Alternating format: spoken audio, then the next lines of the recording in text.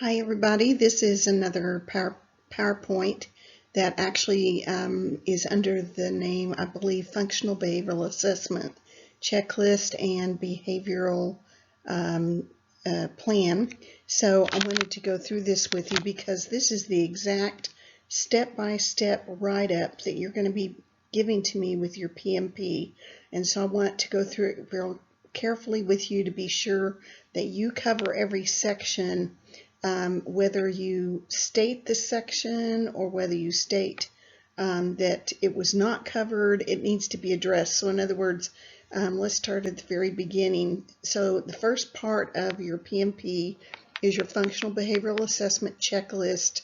And so this is basically what I'm going to be looking for. This is equivalent to a Rubic for this kind of a paper. And this is also the same Rubic that would be used in any agency that has requested you to do an assessment for a child. So the very first thing you want to be sure is that the person with the problem behavior is identified. So we typically call that the identified client. In social work profession, I don't know, you might call it identified child, IC, but anyway, you want to state who the problem is regarding. And so in this case, it's going to be you because you're the person you're writing about. Now, we're going to write all of these as if you are a pretend person. So you're using all the entire problem that you identified, that you did your baseline on, that you did your ABC assessment, but you're going to name yourself something else. So, for instance, the beginning of your functional behavioral assessment might be, you know, Susie Jacobs came in, age 23, requesting to have assistance with weight loss control. And she has identified that this behavior has been, and that's number 2, the behavior of overeating has been around since she was 11 or 12 years old. So that answered question 1 and 2. Number 3, how was the behavior described? How did the person that we talked to, so Miss Susie Q basically claimed that at least once a week she was able to eat an entire box of cookies, a bag of chocolates, you know, whatever is your descriptor, you're going to just give your behavioral description. And again, this is not, you're not labeling it with a DSM-5 labels such as, you know, obesity or compulsive eating or anything like that. You're not going to use those labels in a functional behavioral assessment. So you're going to identify who the person is and give yourself a made-up name. You're going to report the problem by describing the problem, and then you're going to talk about in detail everyone you interviewed regarding this problem, who's involved with the problem, where does it seem to happen the most, how long has it been going on. So you can read this for yourself, but the main thing that you want to do is describe what you did in your early PMPs where you are identifying the actual behavior that you have. So in this case, let's say that the woman who has come in says that she has an overeating problem, in particular with sweets. She has described that her main weakness is candy in large bags, such as you would get at the Halloween season, that it typically happens at night. She hides the bag in a drawer. She can go through a bag in a night when she's very depressed. Typically, she will eat just 10 a night and tries to limit herself to that, and then as time goes on, it gets worse and worse and worse. And so that's my descriptor of 1, 2, and 3. Then, when you get down to the who in terms of the incident method and your attempts at the solution, and what does the reporter think the triggers of the behavior, this is kind of like the A part of the ABC. You know, you want to get down to describing when the incident method, if you recall, is when you say, give me an example of a time when this behavior was a problem. And so that's the example where she's put the bag of of chocolates in her drawer, and at times when she's depressed, what does that mean? What are those times? So try not to use the word depressed. Use words such as she states that she eats these chocolates when she has had a day at work in which her supervisor has criticized her performance. Okay, that's a descriptor of what it would be. B is her attempts to try to stop this problem. What is her hypothesis herself of what causes her to want to eat these chocolates? And so that's where your hypothesis of the function of the behavior. So we're looking at number 3, A, and B. Okay, and then you drop down and you ask for what are the triggers. So what are the antecedents that may be going on with this? And describe those in your paper. Okay, then the B, who, has to do with the same kind of thing, but this is a different reporter. So if I asked your husband or I asked your boyfriend how he would describe the behavior, what would he say is an example of this behavior? What would he say were your attempts to stop it? And so there's going to be more than one reporter possibly with your examples. Number 4 is what's the history of the identified client. And in here you can give, this is all made up. So since we're using your real life, but we're using a made up person, you can elaborate and make this look a little more fancy by describing any medical or biological issues that are going on, social situation. Did they have peers or siblings? Was there anyone with similar problems? Were there any psychological or predominant mood problems within the family? What's the environment of the family structure that the person is in now? So it's basically looking at the ecology of the person.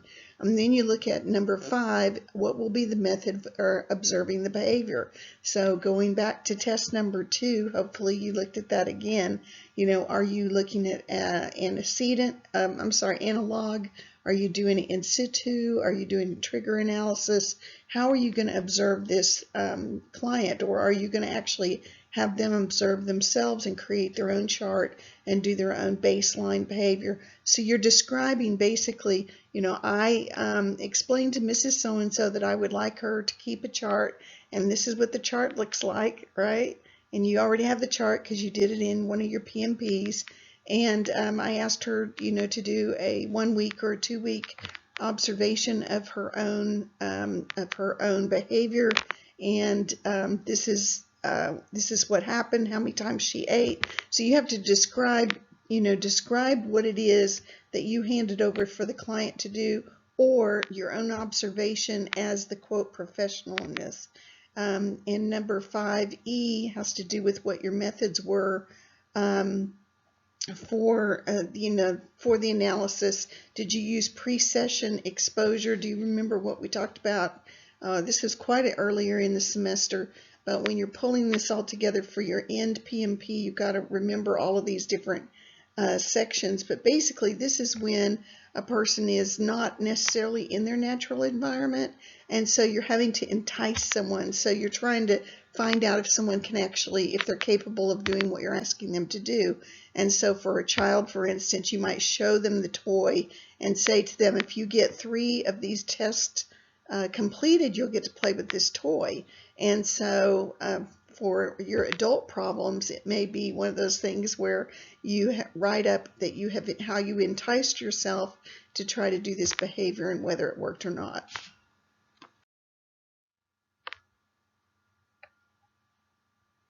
So the next part is number 6, conducting your baseline measurement and defining the behavior and the frequency of the behavior. You should have this information. You're basically plugging this in, just changing the names to protect the innocent, if you know what I mean.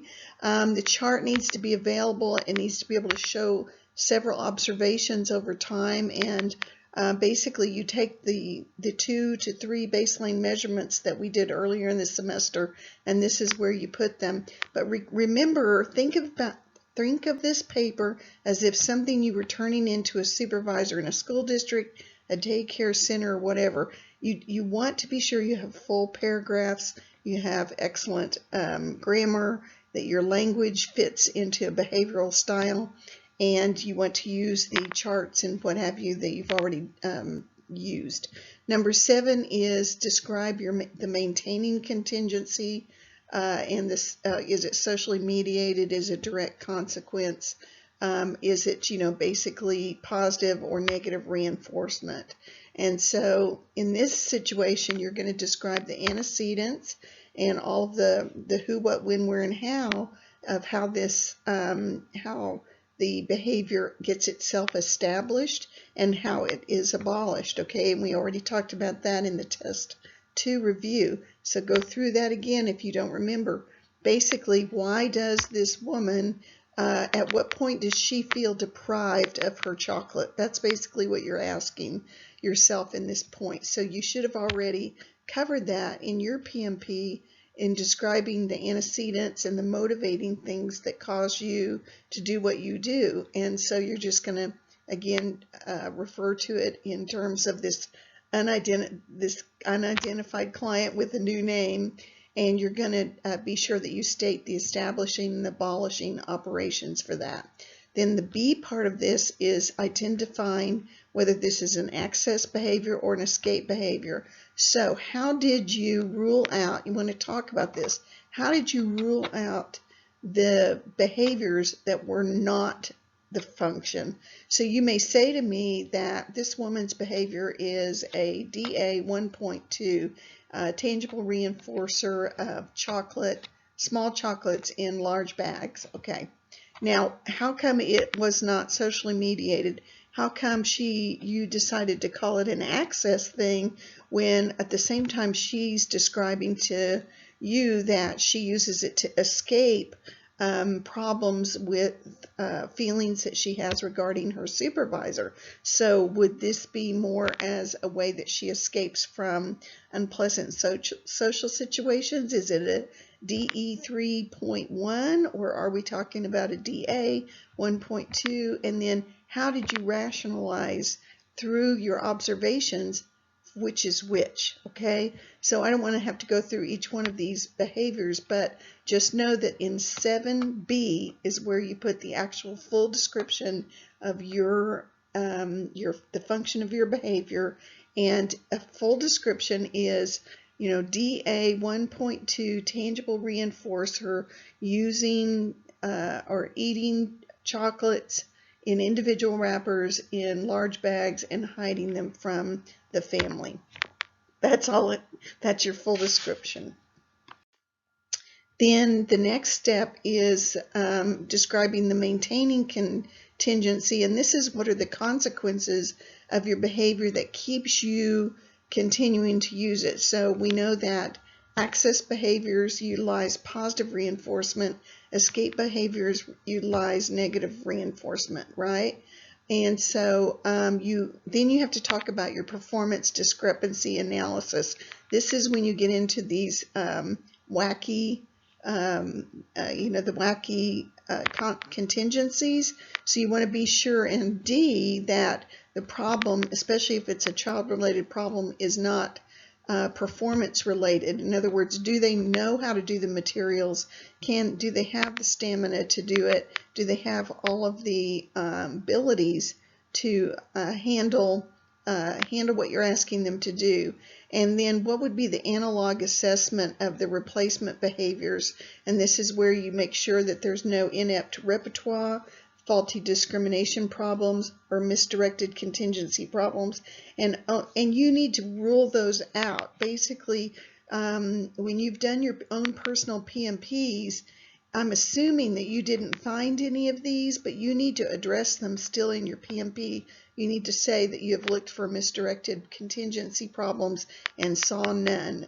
There were no inept repertoire problems. The client is capable of not going to the store and not eating the bags of candy.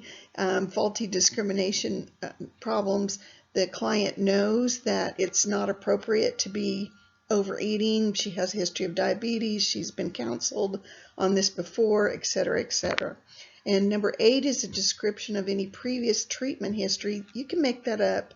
You know, Miss So-and-so went to such and such clinic to try to break her habit of eating. She's been on multiple diets throughout her lifetime. You can put all of that in if you want to. Number 9, just make a statement that you reviewed health and medical records and you saw nothing significant that would relate to the behavioral condition that you're studying. And number 10 is your hypothesis. What is the functional hypothesis? What do you think causes this behavior? And then your contextual hypothesis has to do with what are the antecedents and the consequences around the behavior that kept it going. And then a curricular hypothesis may have nothing to do with what you're doing, but this has to do with your instructional demands and whether the person can actually perform the instructions. It can happen outside of the academic area. For instance, if you were counseling this woman on dieting and she didn't know the difference between a carbohydrate and a protein, then that would be a curricular hypothesis problem. All right, so the behavioral support plan is the second part of your paper. So you have your first part is the FBA, the functional behavioral assessment, and now we get into the BSP, the behavioral support plan. You have to have both. They have to be thorough. So I tried to go through here in real detail to make sure that you don't miss any of the steps when you're doing your write-up. So in this part, you restate the exact behavior that's going to be targeted. So in this case, we are going to stop the woman from eating chocolates unless, except under certain conditions. Okay, let's just pretend like that's my description of the behavior. So my targeted behavior is getting her to stop hiding, hoarding, and eating the chocolate. All right, and so I'm going to restate what I think the function of the behavior is.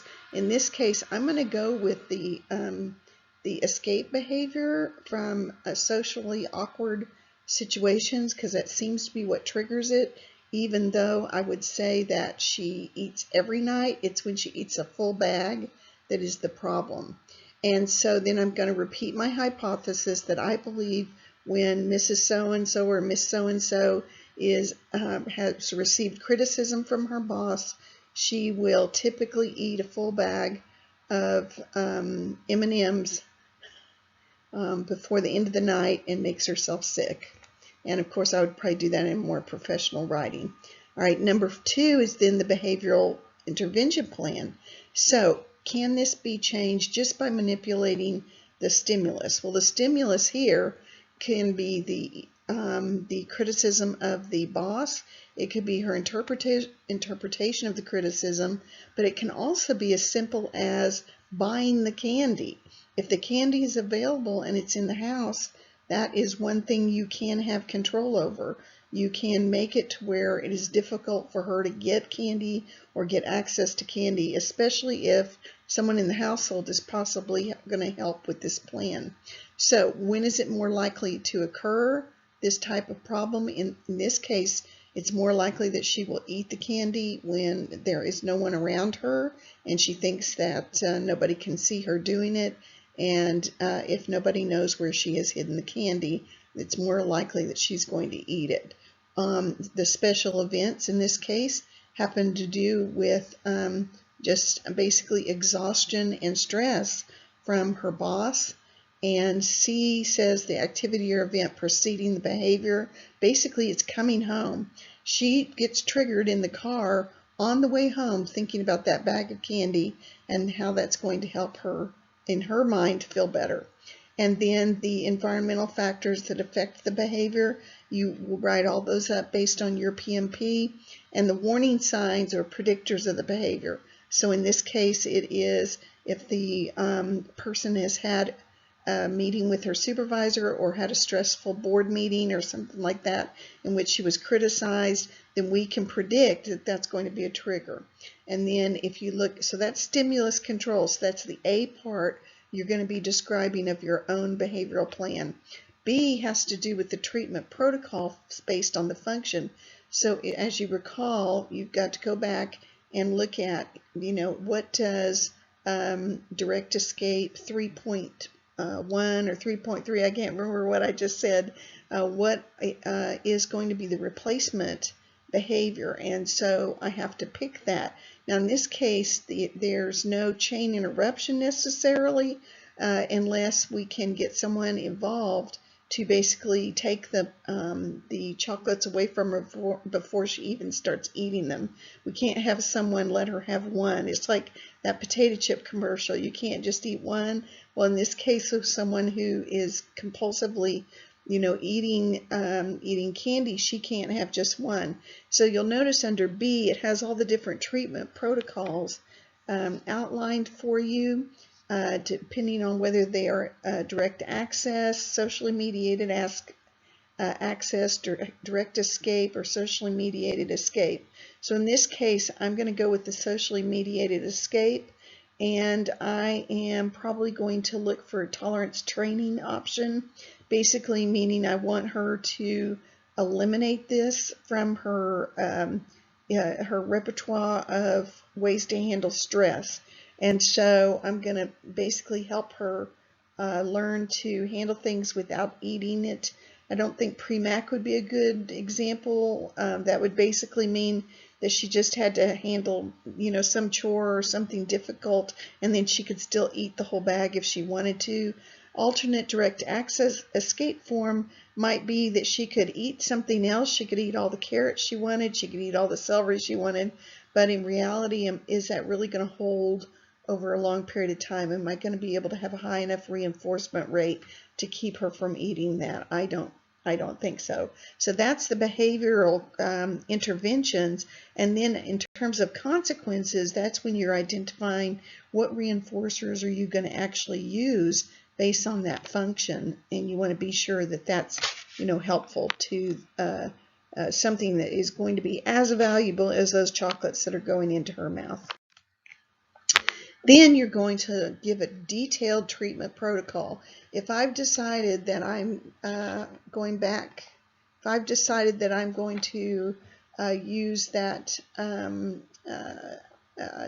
basically delayed gratification or elimination of her eating the chocolate, then I have to describe in detail how I'm going to do that. What kind of agreement am I going to either have with her or with the family members in terms of who's responsible for implementing the plan? How are we going to train the people involved with this plan? How's it going to be monitored? What kind of behavioral chart's going to be used? And what's the evaluation process? How will I know if it's successful?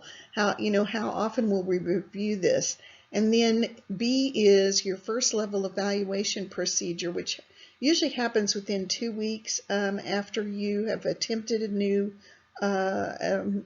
change in behavior. That's when you get together and look at what problems did you run into, was there any progress, positive progress, and then how will you tweak or change the plan. And you guys have already been doing this, so you've been trying it. Maybe everything failed completely. You had to redo it, restart all over again. Describe that. This is where you start describing all of the problems that you ran into or that you're anticipating. And C is the final implementation of the plan. So once you've tweaked it, did it actually work? Were you able to continue on with those strategies? Could they generalize? So in this case, you're looking at a more of a long-term thing, like 6 months, when you're going back to that school or back to the preschool to see if it's working. But you really want to, if you get through the first 2 weeks and things are not going positive, then the second level is another 2 weeks and another 2 weeks until you get something that is starting to show some success. And then your very final part is how are you going to evaluate the implications of what you've done and how that's worked. So you can't just leave your cases behind once you've set up this behavioral plan. You've got to have kind of a final conclusion as to whether this was successful or not. It's, a debriefing as such. So you want to talk about what you ran into with your own PMP, whether that's, I couldn't continue it because I didn't have my instructor there to help encourage me. That would be the same way as if the therapist wasn't there, to help them, or the husband went out of town when he had agreed to help monitor the food. So we have to kind of think about all of those things in terms of, how did they affect the person. So I hope that's helpful. Follow these guidelines exactly. Do not leave out any portions. If you do, you're going to get counted off, and so I want you to get all the credit you can.